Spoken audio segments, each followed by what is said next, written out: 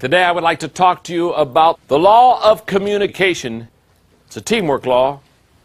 The law of communication basically says interaction fuels action. I want you to read carefully with me. Stay with me, write in your notes. The two words, information and communication, are often used interchangeably, but they signify quite different things. Information is giving out. Communication is getting through. And there's a world of difference between those two. The law of communication that basically says interaction fuels action is not just sending memos to your office. It's not just informing people of what's happening. It's more than just giving out. It's getting through. Isn't this true? You can answer this question. You know it's because you know it to be a fact. Aren't there times when you hear somebody communicate, and even though they're talking to you, they're not getting through? Uh-huh.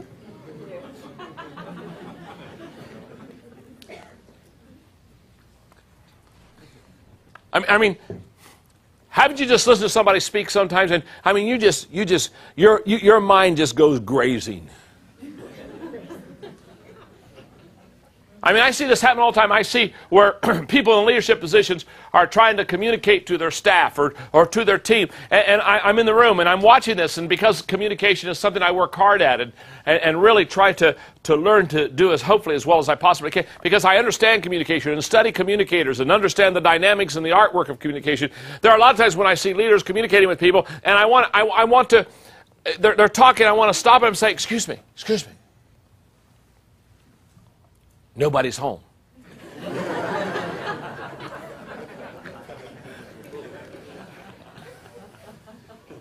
Now this is going to really show my age. You won't remember. Do any of you remember the Gong Show? Oh, you do. You make me feel so good. You old people, you. Okay. What I love about the Gong, the Gong Show, somebody's talking and somebody got tired of somebody talking, they got up and, gonged them. I mean, it was over. When you hear the gong, it's over. And I've often said every office, every business, every company, every department, every organization, they need a gong. Huh? Are you with me here? And the leaders talking, the bosses talking, so the team captains talking, the department superintendent, whoever talking. But I mean, nobody's home. And wouldn't it be great if one of the team members could get up and just go over and go, gong? Yeah, have a hook them. Let me do it, sir, if you don't mind. It's amazing. In other words, what they're giving out, they're informing, but no, they're not communicating. Now, here's what I have found. I have found that good leaders have the ability to communicate effectively to their team. So what I've tried to do in this lesson is give every person, whether you're the leader on the team or one of the team members, because communication has to constantly be going on all the time. In fact, I believe that even, quote, during the game, the teams that play best together are the ones who communicate together.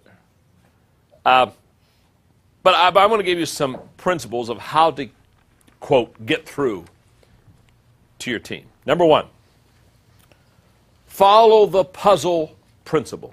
And the puzzle principle is very simple. Less time for less pieces.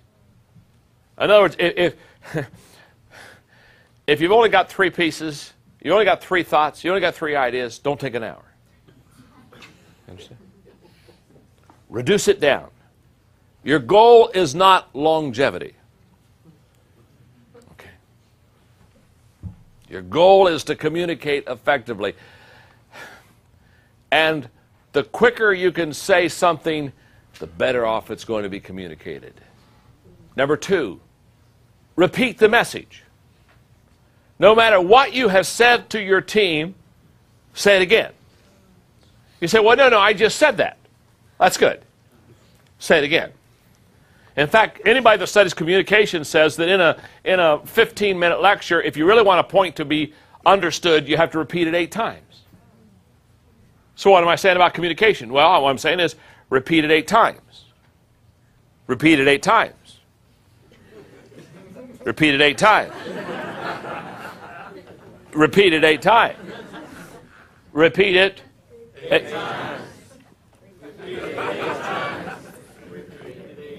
See how that works? You're going to go home. You're going to go home today and they'll say, "What did the guy teach you about teamwork?" Repeat it 8 times.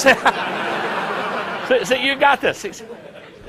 It's like the old preacher who said, when I get out to preach, he says, "I tell him what I'm going to tell him. Then I tell him. Then I tell him what I told him." Okay?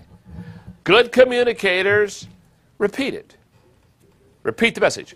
Number 3, heed the 2x4 rule. And the 2x4 rule is the first 2 minutes determine the success of the next 4.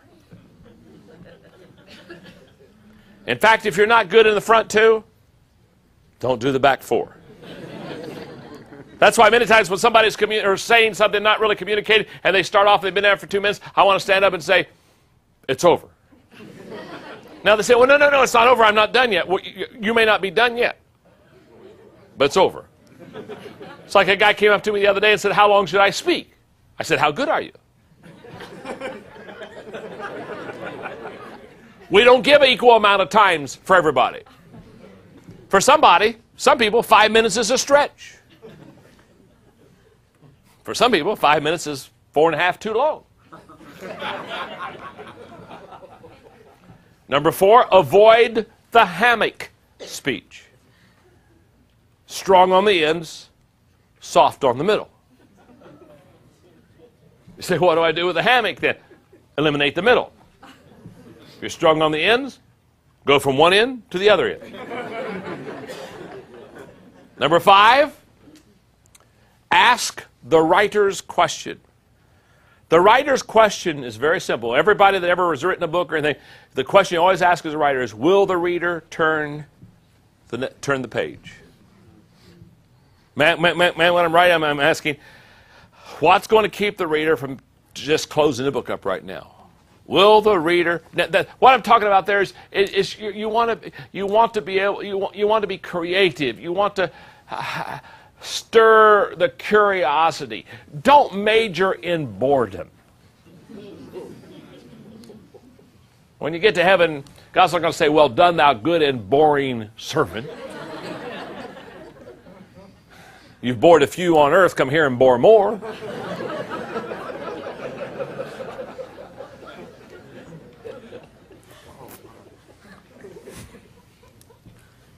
Number 6. Place a 10 on your teammates' heads. And here's why. You will communicate to people based on your belief in people. That's a fact. If I honestly think that I'm talking to you, and if I honestly feel that you're a 2, I'll communicate to you like you're a 2. I'll talk down. I'll probably be condescending. I will not be at all inviting. I will probably short-circuit the whole deal. So, how do you avoid that? When you talk to people, see them not as they are, see them as they can become. Communicate to people not based upon present production. Communicate to people based on future potential. See them as they could be. Put a 10 on their heads. Number 7, live the message. Because people do what people say. Here, hey, don't try to export what you don't have. Nothing is worse than any leader getting up in front of the team that they're trying to lead and trying to pass on values to the team that they don't have. Or to pass on priorities to the team that they don't keep. Don't go there. If you don't live it, don't teach it. Number 8, keep it simple. Please keep it simple. Remember, my name is John. I'm your friend. Keep it simple. I read this the other day. This is so typical of too many people. I fully realize that I have not succeeded in answering all of your questions. Indeed, I feel that I have not answered any of them completely. The answers I have found only serve to raise a whole new set of questions, which only lead to more problems, some of which we weren't even aware were problems. To sum it up, in some ways I feel we are as confused as ever, but I believe that we are confused on a higher level. Haven't you been there before? I mean, haven't you? I listen to some people and I look around the room and I'm saying, am I the only stupid man in the room? I was talking to another guy just the other day in the business community, and he was talking to me. There were about 3 or 4 others in the room, and he lost me. I couldn't hang with him. I didn't have the mental strength to hang with him. And finally, I just stopped him. I said, I'm so sorry. I said, these other guys are smarter than me, and I don't understand what you're saying. And one of the guys right beside me, I didn't even know him, looked at me and said, thanks.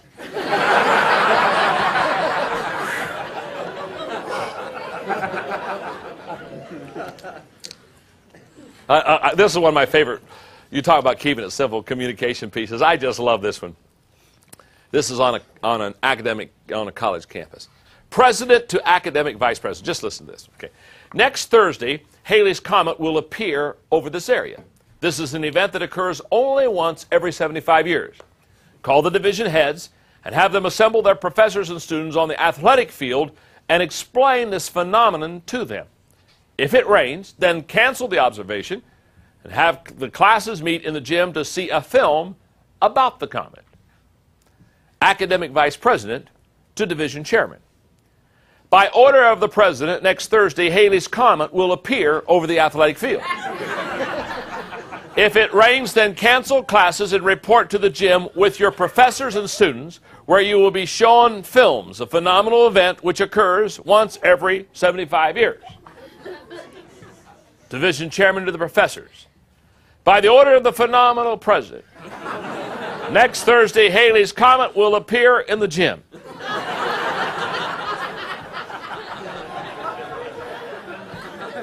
In case of rain over the athletic field, the president will give another order, something which occurs every 75 years. Professor to students. Next Thursday, the president will appear in our gym with Halley's Comet, something which occurs every 75 years.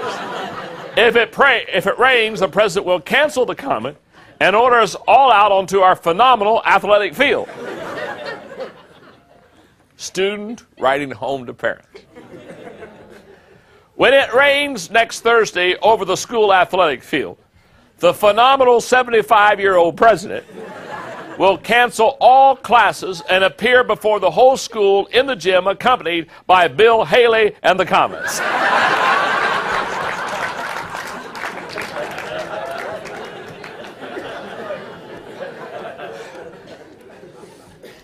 I've often said to people that communicate and teach and lead, I've often said that if they ever get bold, what they ought to do when they're finished communicating is before they let anybody home, ask somebody just to stand up and in a 1-minute synopsis, tell them what they just told everybody.